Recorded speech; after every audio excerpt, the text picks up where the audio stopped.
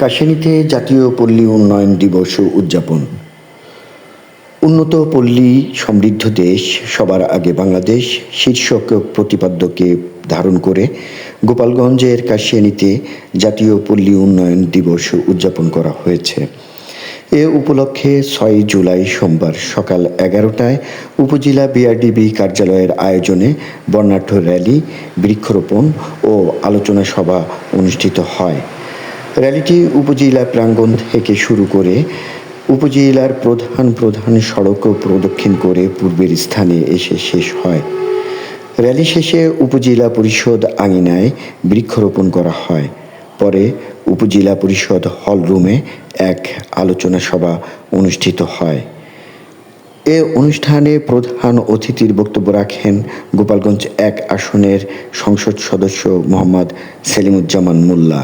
আজকে যাদের নিয়ে এই অনুষ্ঠান, আমার সেই প্রাণের মানুষগুলো যারা আমাদের এই সমাজ গঠনের জন্য, আমাদের একটি সুন্দর সমৃদ্ধ বাংলাদেশ গড়ার জন্য যাদের সবচেয়ে বেশি ভূমিকা, সেই প্রিয় সমবয়ী মা ভাই বোনেরা, সবাইকে জানাই আমি আমার ব্যক্তিগত পক্ষ থেকে এবং এদেশের 18 কোটি মানুষের নয়নের মণি মাননীয় প্রধানমন্ত্রী জনাব তারেক রহমানের পক্ষ থেকে শুভেচ্ছা এবং অভিনন্দন।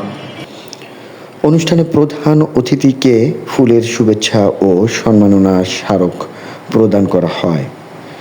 এছাড়াও উপজেলা নির্বাহী কর্মকর্তা মোহাম্মদ শাহিন মিয়ার সভাপতিত্বে স্বাগত বক্তব্য রাখেন বিআরডিবি কর্মকর্তা মোহাম্মদ সিফাত আজাদ।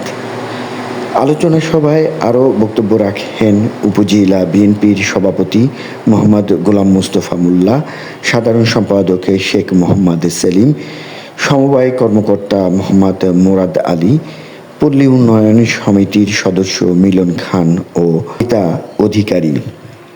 এ সময় উপজেলা বিএনপির ছাত্র বিষয়ক সম্পাদক বিল্লাল খানের সঞ্চালনায় officer in charge Mohammad Mahfuzur Rahman, LGD প্রকৌশলী সজল কুমার দত্ত, জনস্বাস্থ্য প্রকৌশলী মোহাম্মদ মাহবুবুর রহমান, মাধ্যমিক শিক্ষা কর্মকর্তা মাহফুজা বেগম, হিসাবরক্ষক কর্মকর্তা মোহাম্মদ বদরুজ্জামান, খাদ্য কর্মকর্তা মোহাম্মদ আমিনুল ইসলাম প্রমুখ উপস্থিত ছিলেন।